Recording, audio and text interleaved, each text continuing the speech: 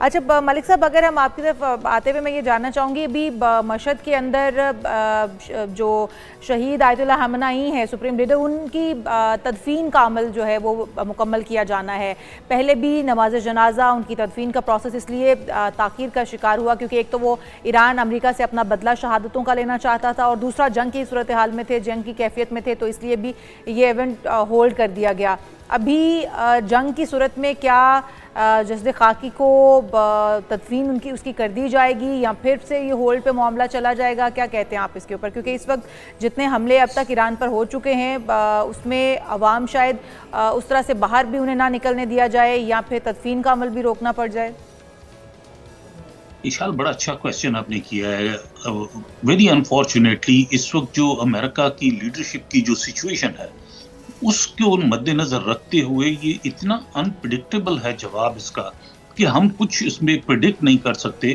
چونکہ اخلاقیات کے اگر اس کو لیول کو دیکھا جائے، سٹینڈرڈ کو دیکھا جائے، اگر انٹرنیشنل قانون کو دیکھا جائے، اگر اور جو جنگ کے بھی جو اصول ہیں ان کو دیکھا جائے، تو جو شہید لیڈر ہیں ان کے جنازے کو لے جانا اور پھر اس کو ان کی تدفین کے عمل کو کرنا، اٹیک کرنا، یہ ہونا نہیں چاہیے. دیکھیں، 3 دن پہلے جو ڈونلڈ ٹرمپ کا بیان ہے ملک صاحب، وہ بھی تو ہمیں ذہن میں رکھنا ہوگا کہ میں نشانہ بنا سکتا ہوں اس تمام پروسیس میں، لیکن میں اس لیے نشانہ نہیں بنایا کہ پھر ہم مذاکرات کس سے کریں گے. تو اب تو مذاکرات کا وہ خود ہی کہہ رہے ہیں کہ یہ جھوٹے لوگ ہیں، یہ دھوکے باز ہیں، یہ جارحانہ ان کا انداز گفتگو ہے، تو ان سے میں مذاکرات نہیں کروں گا. تو ایک جواز، ایک بہانہ تو ان کو مل چکا ہے ایم او یو کو ختم کرنے کی صورت میں. تو اس چیز کا خدشہ تو بہرحال موجود ہوگا.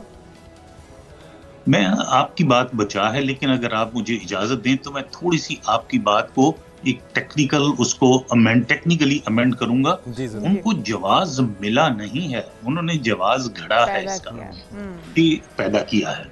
سو دیکھیے، بات یہ ہے، اگر پچھلی فیبروری سے اب تک جتنے بھی یہ جنگ کے بعد جو معاملات جس طرح چل رہے ہیں، اس کو ہم اگر دیکھیں، بلکہ پچھلے سال 2025 سے اگر دیکھنا شروع کریں، تو جب بھی امن کی بات ہوئی، جب بھی ایران نے تھوڑی سی سافٹنس دکھائی، جب بھی ایران نے مذاکرات کو ایکسیپٹ کرنے کی یا مذاکرات کے عمل کو شروع کرنے کی بات کی، جب بھی ایران نے یو اے ای کی جو انٹرنیشنل آئی اے ای کی جو ٹرمز کو ایکسیپٹ کرنے کی بات کی، تو بغیر وارننگ کے اس پہ اوپر حملے کیے گئے.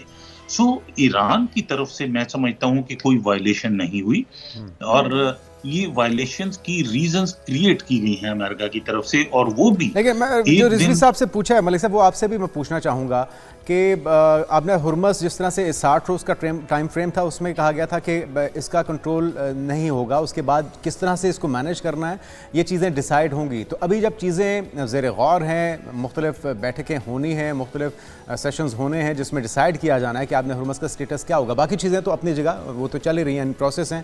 یورینیم کی افزودگی ہو گئی، ایٹمی ہتھیار ہو گئے، سینکشنز ہو گئیں، یا ان کے فریز اثاثے ہو گئے، یہ ساری چیزیں تو زیر غور ہیں. لیکن آپ نے ہرمز کو لے کے ابھی جب چیزیں پروسیس میں ہے، حملہ کر دینا اور ایک ایسے ملک کے جہاز پر حملہ کر دینا جو کہ پاکستان کی طرح میڈیشن کا کردار ہمیشہ ادا کرتا رہا ہے. قطر بڑا نالان دکھائی دیا جہازوں پر حملے کی صورت میں. آپ کو لگتا ہے کہ تھوڑا تحمل کا مظاہرہ ایران کو بھی کرنا چاہیے؟ جی بالکل. دیکھیں، امن جو ہے وہ کسی ایک ملک کی خواہش پہ نہیں ہو سکتا. امن کسی ایک جو فریق ہوتا ہے اس کے کہنے پہ یا سوچ لینے سے امن نہیں ہوتا.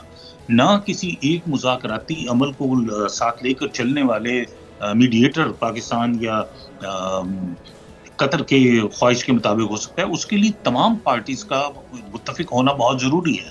یہ میں سمجھتا ہوں کہ میں اگر کا لفظ اس لیے یوز کر رہا ہوں کہ میں ابھی بھی اس چیز پہ بلیو نہیں رکھتا کہ یہ اٹیک واقعی ایران نے کیا ہے.